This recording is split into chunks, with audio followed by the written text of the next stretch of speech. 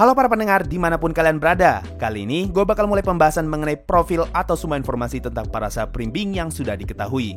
Sebagai pembuka dari playlist ini, gue akan mulai dari profil Ulbert Alain Odell. Tapi sebelumnya, gue mau ngasih tahu ke kalian kalau gue lagi ngadain vote untuk Isekai of the Year. Intinya, gue pengen partisipasi dari kalian untuk memilih judul Isekai terbaik di tahun 2020 ini. Nanti hasilnya bakal gue masukin ke video yang kemungkinan akan gue upload di akhir bulan. Kalau mau ikutan, link bakal gue taruh di kolom komentar. Dia adalah player yang menggunakan karakter manusia berkepala dan berkaki kambing.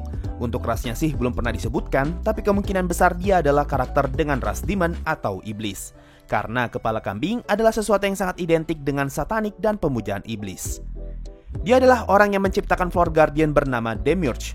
Di Blu-ray Special 1, Demiurge ngomong kalau Ulbert adalah orang yang mendesain markasnya di lantai 7 ini. Tempatnya didesain sedemikian rupa agar Demiurge bisa memaksimalkan potensi bertarungnya dengan memasang berbagai macam perangkap di tempat ini. Dan juga seluruh Evil Lord bawahan Demiurge yang menemani dia di lantai 7 adalah pemberian dari Ulbert. Kalau kalian baca di volume 1, kita diberitahu kalau Ulbert adalah orang yang sangat terobsesi dengan konsep evil atau kejahatan. Sehingga Ain sempat berpikir kalau sepertinya Ulbert itu Chunibyo. Lalu, kalau kalian baca di karakter sheet-nya Ulbert, di sini tertulis kalau dia adalah orang yang sangat tertarik dengan konsep true evil atau kejahatan yang sesungguhnya. Bahkan terkadang Ulbert akan bertingkah layaknya seorang villain atau penjahat. Dan di akhir karakter sheet-nya, kita diberitahu ketika penutupan server Yggdrasil, Ulbert sempat berhadapan dengan seseorang yang bisa dibilang sama jahatnya dengan dia. Nah, dari sini sudah kelihatan alasan kenapa Demiurge tercipta sebagai salah satu NPC paling kejam, karena itu adalah pengaruh dari penciptanya yang memang terobsesi dengan hal seperti itu.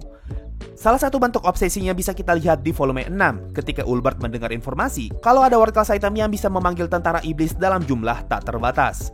Dia langsung sangat bersemangat untuk membuat replika item itu, tapi ketika di tengah jalan, Ulbert langsung kehilangan minat karena tidak mampu membuat replika yang sempurna. Satu lagi contoh obsesi Ulbert ada di volume 10. Di sini Ainz ngasih tahu kita kalau Ulbert pernah berkata, kepemimpinan diktator yang dijalankan dengan tangan besi adalah sesuatu yang bagus. Nah, saking sukanya dia dengan konsep kejahatan, sampai-sampai dia merasa sistem kepemimpinan diktator adalah hal yang ideal. Tapi sebenarnya ada alasan yang cukup tragis di balik semua obsesi itu. Alasan inilah yang ngebuat hubungan Ulbert dan Touch Me tidak pernah bisa akur. Bahkan kalau kalian baca di Blu-ray Special 1, Ainz mengeluarkan semacam foto teman-temannya dan dia bercerita kalau sama sekali tidak pernah ada foto di mana Ulbert dan Touch Me saling berdekatan. Nah, barulah di volume 7 kita diberitahu alasan kenapa Ulbert sangat tidak menyukai Touch Me karena dia cemburu dengan real life-nya Touch Me. Alasan ini kemudian dijabarkan lebih jauh di Blu-ray Special 6. Ulbert bercerita kepada Momonga kalau dia sangat cemburu kepada Touch Me karena orang itu lahir sebagai pemenang sedangkan dirinya lahir sebagai pecundang. Dia merasa hidupnya sangatlah tidak berguna karena tidak peduli sekeras apapun dia berjuang, dirinya tetap tidak bisa hidup dengan nyaman. Sama seperti Momonga, Ulbert juga hanyalah seorang lulusan SD, di mana seorang lulusan SD tidak mungkin bisa menjadi orang sukses karena pasti akan diperlakukan sebagai budak dari mereka yang lahir sebagai pemenang. Hal inilah yang ngebuat Ulbert sangat iri dengan orang-orang yang hidupnya enak dan dia juga membenci cara kerja dunia ini di mana segala sesuatu sangatlah tidak adil bagi mereka yang lahir sebagai pecundang. Ulbert juga bercerita tentang orang tuanya yang mati mengenaskan saat sedang melakukan pekerjaan di tempat yang berbahaya. Saking mengenaskannya, bahkan sekedar tulang belulang mereka pun sama sekali tidak bisa ditemukan. Namun, respon dari pihak perusahaan sangatlah tidak memuaskan seakan-akan mereka hanyalah budak yang bisa dibuang ketika sudah tidak berguna. Nah, dari penjelasan Ulbert di sini bisa diambil kesimpulan kalau Ulbert adalah orang yang sangat miskin di real life-nya. Sehingga ini menjelaskan kenapa di Blu-ray Special 4 dia menjadi salah satu orang yang menolak penggunaan cash item ketika bermain game. Ulbert bisa dibilang sebagai salah satu korban dari kejamnya dunia pada masa itu. Dunia di mana orang yang lahir sebagai pemenang pasti terjamin hidupnya, sedangkan orang yang lahir sebagai pecundang pasti akan sengsara hidupnya. Buat kalian yang bingung seperti apa dunia asli Ainz, gue pernah buat video terpisah yang menjelaskan tentang kondisi dunia pada saat itu yang disebut sebagai World 2138. Kalau kita lihat ya, Ulbert memang tidak punya masalah secara pribadi kepada Touch Me. Tapi karena di depan matanya terdapat orang yang lahir sebagai pemenang, dia secara naluri tidak bisa menahan rasa ketidaksukaannya. Sehingga inilah kenapa dia tidak pernah bisa akur dengan Touch Me. Sekarang mari kita bahas seberapa kuat Ulbert. Di volume 6, Ainz ngomong kalau Ulbert adalah the strongest mage atau penyihir terkuat.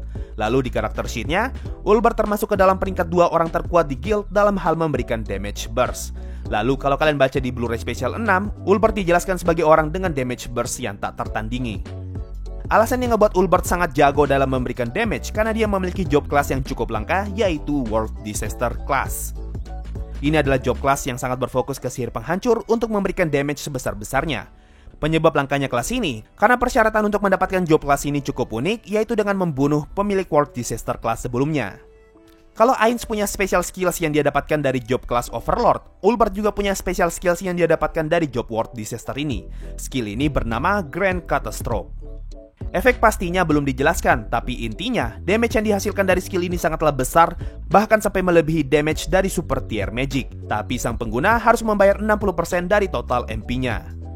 Kalau di Blu-ray Special 6, ketika proses penaklukan Nazarick, Ulbert sempat menggunakan skill ini untuk menyerang boss monster yang mereka lawan. Hasilnya, hanya dengan satu serangan, mampu membuat boss monster yang mereka lawan kehilangan banyak darah. Bahkan 5 Elementals atau semacam mini boss langsung lenyap dalam sekali serang. Padahal sebelumnya, darah 5 Elementals masih dalam keadaan penuh. Tapi, meskipun job class ini kedengaran OP karena memiliki damage yang sangat besar, sebenarnya World Disaster Class punya kelemahan yang cukup fatal, yaitu semua skillnya sangat boros MP. Makanya sepanjang penaklukan Nazarick, Ulbert dilarang untuk menggunakan sihir agar bisa menghemat MP-nya ketika nanti bertarung melawan boss monster. Kalau di Arcadia, Maruyama menjelaskan dari seluruh job class yang berhubungan dengan sihir, World Disaster adalah yang terkuat dalam hal daya serang. Tapi karena MP-nya terlalu boros, job class ini sangat tidak cocok jika diikutkan dalam misi petualangan jangka panjang. Karena job class ini adalah tipe kelas yang sangat spesialis, hampir mustahil untuk bisa bermain sendiri di area berlevel tinggi. Job ini memiliki pasif untuk meningkatkan magic power yang dianggap sebagai kutukan sehingga pasif ini tidak bisa dimatikan. Kebanyakan orang yang cukup beruntung untuk mendapatkan kelas ini pasti akan menggunakan tongkat sihir, scroll, atau semacamnya layaknya orang gila. Ini sepertinya memberi kesan kalau mayoritas player dengan World Disaster Class akan menggunakan item sebagai perantara ketika mereka ingin menggunakan sihir demi bisa menghemat MP-nya. Tapi sebagai gantinya mereka membutuhkan banyak item cadangan. So itu tadi semua penjelasan tentang Ulbert yang bisa gua kumpulkan. Dari video pertama ini, kalian harusnya sudah punya gambaran kalau tidak banyak informasi yang sudah diceritakan tentang para Supreme Being. Malahan kalau mau dibilang, Ulbert dan Touch Me adalah yang paling sering disebut dan paling sering diceritakan dibandingkan semua Supreme Being yang ada selain Momonga. Sehingga sudah pasti, untuk Supreme Being yang lain pasti akan jauh lebih sedikit informasi yang bisa gua kumpulkan. Oke, mungkin itu saja untuk video kali ini. Makasih semua yang sudah mendengarkan sampai di titik ini. Sampai jumpa di video berikutnya, dan bye-bye. Yo, waktunya Saweria. Ada dari makhluk Mars buat beli obat, makasih bro. Ada dari Yoyok Alter, semangat ngonten bang, makasih juga. Ada dari Popomen, Sensei, kalau edit thumbnail pakai apa ya? Semua thumbnail yang gua buat sampai saat ini, gua pasti ngeditnya lewat PowerPoint. Dan terakhir ada dari Ronald, bang, ada rekomendasi anime Fall 2020. Fall 2020 tuh banyak judul besar loh, kayak Haikyuu dan Machi mau ke season 2. Tapi kalau yang paling gua rekomendasikan menurut selera gua ya, untuk komedi, coba nonton Moujo de Oyasumi. Kalau suka isekai plus cerita yang santai, coba aja nonton Kamita-Chini dan Kuma Kuma Bear. Kalau lu suka cerita yang bagus, ada Majono Tabi-Tabi. Itu aja sih yang bisa gua rekomendasikan. Tapi ya kalau lu suka action shonen ya, lu pasti suka Jujutsu Kaisen sih. So itu tadi dari Saweria, makasih semua yang sudah donasi dan gabung jadi membership. Thanks a lot, and bye-bye.